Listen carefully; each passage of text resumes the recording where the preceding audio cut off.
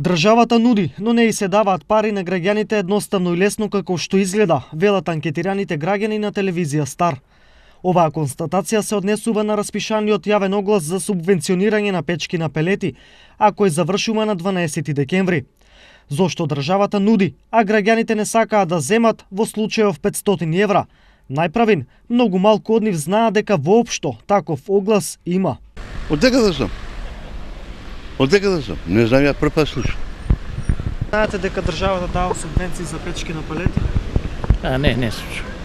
Оние пак што знаат, со државата работа не сакаат да имаат, иако 500 евра не се малку. Вреди ли да се потполнуваат куп документи за накрај да не знаеш дали ќе земеш субвенции? Не, тоа не го думам. Тоа не е вред.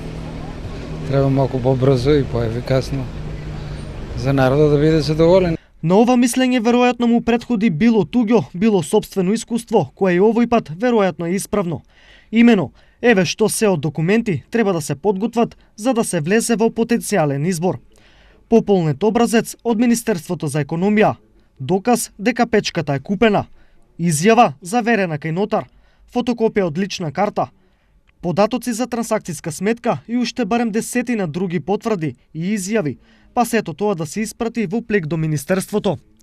Значи прво, печката треба да е купена, па потоа долгата листа на документи треба да се испратат во Министерството за економија. Но сето ова е условно, бидејќи од Министерството велат дека и овој пат јавниот оглас е според принципот прав дојден, прав услужен. Значи, вие купите, а дали субвенцијата ќе ја добиете е прашање. Дали некој излегол на крај со државата и дали лесно може да се опари човек од држава? Јас не познавам. Тешко, многу тешко.